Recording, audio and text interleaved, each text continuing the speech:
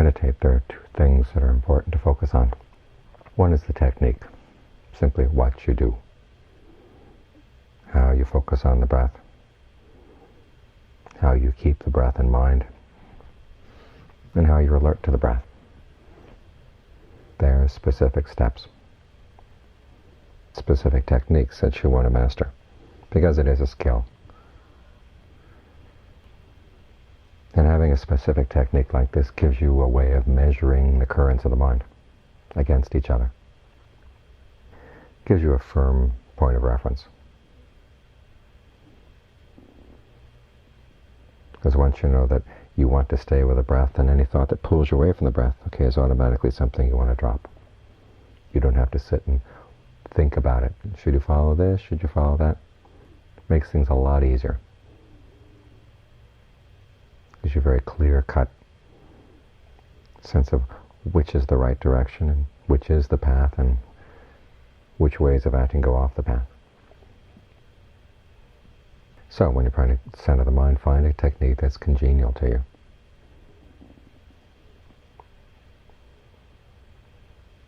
If you have trouble focusing on the breath in the beginning, well, you can combine it with a meditation word like Butto.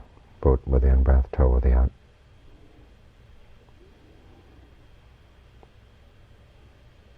Or some people find it easier to start out by contemplating different parts of the body. Say like the bones, just visualize the bones in your body. And just go through the body from the toes on up, or from the fingers on up the arms to begin with, and the toes on up the legs, up the back, up to the skull. Having a sense of where each bone is while you visualize it. Some people find this a good way of getting the mind to settle down in the present.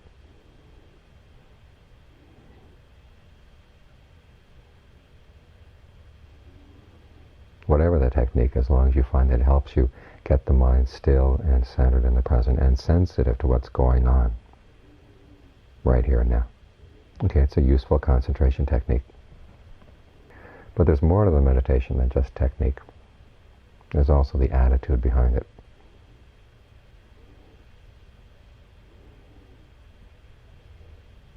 We have a tendency here in the West to divorce the technique from the background. The assumption being that you give the technique to anybody and they're going to all come to the same realizations. Well, experience hasn't borne this out. You come with different expectations, you come with different assumptions, you're going to end up with different results.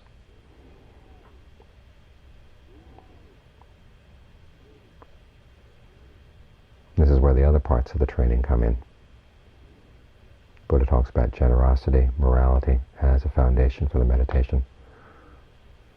In other contexts, he talks about virtue as a foundation for the meditation. In other words, the life you live, the attitude you take towards the life you live is going to affect the way you meditate. So you want to make sure that you've got things straightened out in that area as well. And there's a series of meditation themes that connect the two. They're called the 6 recollections. That help you get in the right attitude to get the most out of the meditation. And they also connect with the way you live your life. The first 3 are recollection of the Buddha, Dhamma, and the Sangha. Now, one way of recollecting the Buddha is just to repeat the name Bhutto, but that doesn't give you all the full benefits of the recollection. Sometimes it's good to think about his life, the kind of person he was, the person who taught the path that we're following here, where he came from. You all know the story, the strong sense of samvega that he developed as he saw that all the pleasures that he had been enjoying as a prince were subject to aging, illness, and death. He himself was subject to aging, illness, and death. Everything around him seemed to be all destined to the same end, aging, illness, and death. It's a strong sense of awe, terror, dismay that he felt when this realization really sunk home. And the strong sense that he felt, strong need he felt to get out of that trap.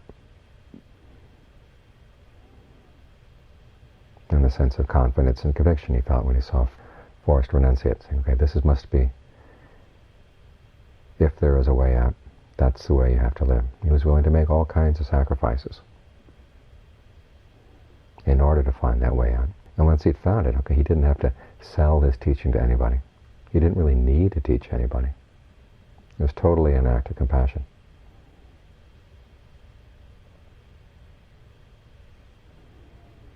You wade through a lot of Dharma that's on the marketplace today, and you wonder exactly how much of this is just advertising copy and how much of it really is Dharma. When you look at the Buddha himself, he wasn't that kind of person. Everything he said was Dharma. Everything he said was a pure gift. He didn't need anything from anybody else. So that's the kind of person who discovered the path that we're following. So you want to try to develop those qualities in your life as well. Or at least take confidence in the path. Okay, there's nothing in there that's just there for show, or nothing there that's just to sell you on the practice. It's all simple, unadorned truth and the ways of the mind, and how the ways of the mind can be mastered so you can get beyond suffering.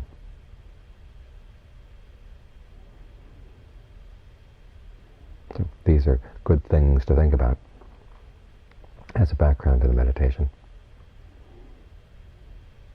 Similarly with the recollection of the Dharma, just think about what kind of teaching this is. Recollection of the Sangha, the people who have followed this path and gotten results. Sometimes when we think about the Buddha, he seems superhuman.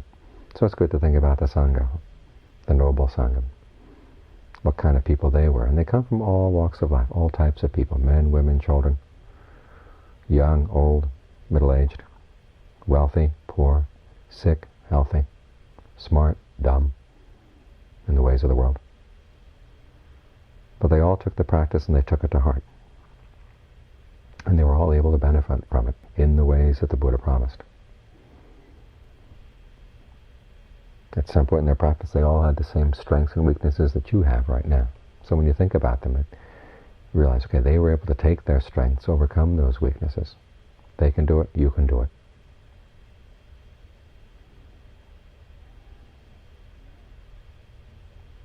And thinking about the Sangha gives you a strong sense of the long lineage that comes down over the centuries.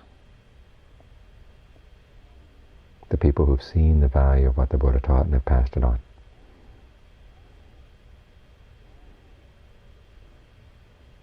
And out of a sense of gratitude towards them, you want to get the same benefit out of the path so you can pass it on to other people as well. Because the most effective passing on is just that, from someone who's seen the benefit of the path. Not someone who looks at it from the outside and says, well, actually it'd be better if we'd be like this, and we'd like it like that, and maybe we can change this. And then pass that on to other people. That doesn't have the same effectiveness. And can actually get in the way. So there are lots of benefits from contemplating the Buddha and Dhamma and the Sangha to create the context for the practice. The other three recollections have more to do with gaining a sense of confidence in yourself. It's called recollection of generosity, recollection of virtue, and recollection of all things of the Devas. But that recollection of the Devas basically means thinking about the qualities that make human beings into Devas when they pass away. The virtues they develop, the good qualities they develop. And then you realize that you've got those good qualities too. It's the same with the recollection of generosity and recollection of virtue. You think about your own generosity, your own virtue. The times when you've given up things that you would really like, but you realized it would be better if you gave them to someone else. And you make that sacrifice. Or the times when you hold to firm principles in your actions. Even though it might have been easy, might have been convenient to bend them a little bit, you didn't. And when you can think about this gives you a strong sense of self-esteem.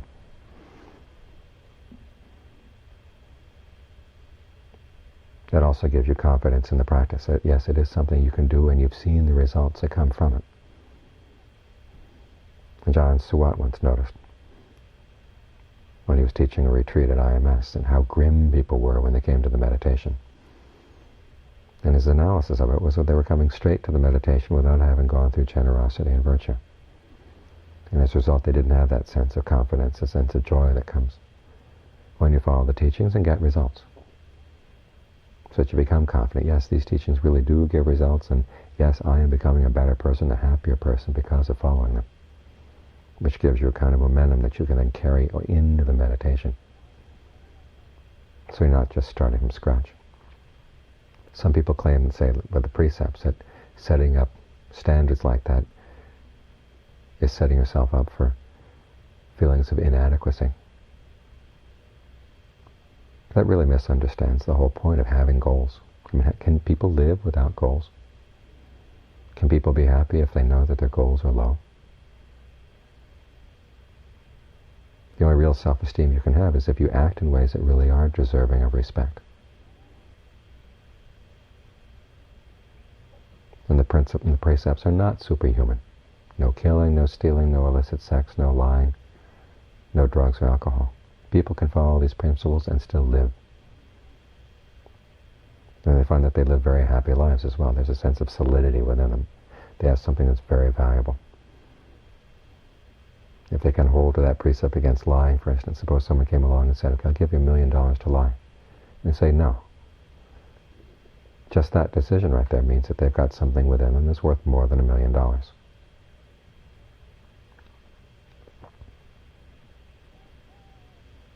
Of course, what this means when you're using these themes as recollections is you actually do have to be generous in your life. You do have to follow the precepts.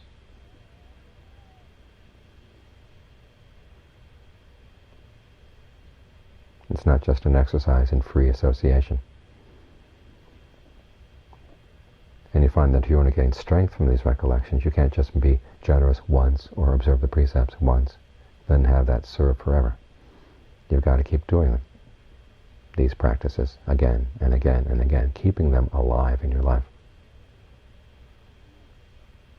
That you have a live memory of generosity, you have a live memory of virtue, and all the other good qualities are needed to make you a good person. They're there. You rewrite the narrative of your life so you have a better narrative to look back on. It's like that saying, if you don't like the news, well, go out and make some of your own. If you don't like the narrative of your life, well, create a new narrative by making new choices. And that life provides the context within which you can meditate. Because you find if the narrative of your life has a lot of sticky points of denial or regret, it's very hard to put that narrative aside and let the mind settle down in good concentration. But the narrative is free of those sticky points, free of self-deception, free of denial. And denial is just that. It's closing yourself off to the truth. How can a person who closes him or herself off to the truth meditate properly? There'll be these big hidden areas in the mind. When you find that you can be open with yourself in this way, it's a lot easier for the mind to settle down. Drop the narrative of the past and the future, just get into the present moment without a lot of mental dishonesty.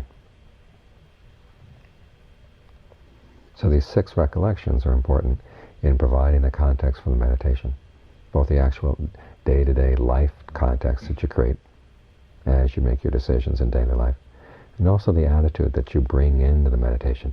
It becomes a much healthier attitude, much more conducive to getting results in the practice. So whatever your home meditation technique, whether it's the breath or parts of the body or whatever, it's good to have these other themes at hand as well. And keep them alive, because they're what keeps the meditation alive and growing.